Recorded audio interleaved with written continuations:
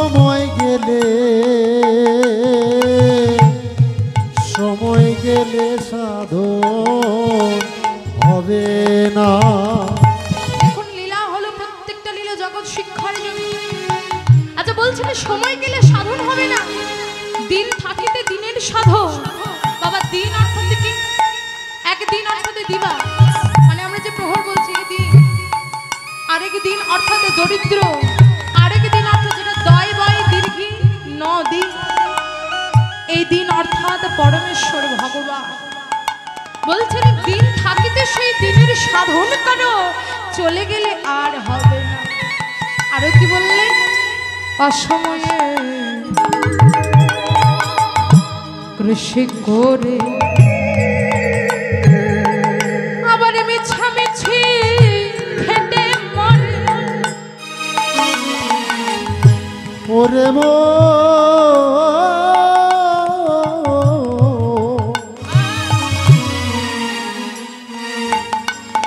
অসময়ে কৃষি করে মিছে মিছি খেটে মরে। বললেন অসময়ে কৃষি করে মিছামিছি খেটে মরে। বা এই যে সিজনাল যে ফসলগুলো আছে, বলে সিজন ওয়াইজ যদি আমরা ফসল না লাগাই, সিজনের বাহিরে যদি লাগাই কি হবে? বলে বীজটা যদি ভালো হয়, গাছে যদি হয় বীজের জোরে, গাছ যদিও বা হয় কিন্তু ফল ধরে না, তাতে ফল ধরে না। সময় গেলে সাধন হবে না। ও মন সময় গেলে সাধন হবে না। তাই আজকে তুলসীকে ডেকে বলছে সময়ে বুঝে যাস, অসময়ে যাস না। আরেকটা কথা বললেন কি? বলছে না তুলসী গোবিন্দের কাছে গেলে একটি কথা মনে রাখিস, কথা নিবি কিন্তু কথা দিবি না।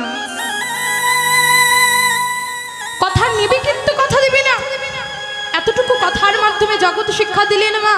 বললেন ভাগবত আসরে এলে, পাঠ শুনতে গেলে, লীলা কথা আস্বাদন করতে গেলে কথা নিতে হয়, কথা দিতে নয়। কিন্তু আমরা আসরে গিয়ে কথা কীর্তনিয়াকে দিয়ে আর আমরা বাড়িতে নিয়ে যাই কি বাবা? শূন্য। আরে বা, তাই কীর্তন আসরে এলে কথা নিতে হয়, কথা দিতে নয়।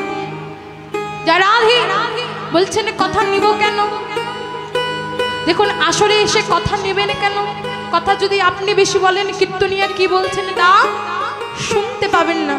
আর তা শুনতে না পারলে তা বুঝতে পারবেন না। আর তা বুঝতে না পারলে জীবনে প্রয়োগ করবেন কি করে? প্রয়োগ করার জন্য হলেও আগে শুনতে হবে শ্রবণ। এই যে নববিধা ভক্তি প্রথম পদক্ষেপ শ্রবণ, শুনতে হবে। আজকে তুলসীকে ডেকে বলছেন তুলসী, আজ তুলসী উলসী মনেতে হরসী, মনেতে হরসী চলিলা নাই এলা মনে। ওই কর্পূর তাম্বুলা লইয়া ফুলহার মেলিলা সরসী। তুলসী উলসী মনেতে হরসী চলিলা নাই এলা মনে। কর্পূর তাম্বুলা লইয়া ফুলহার চলিলা সরসী। আজ তুলসী কর্পূর তাম্বুল নিয়ে চলে গেলেন, আর এদিকে গোবিন্দকে ডাকছেন, গোবিন্দ একবার দেখা না।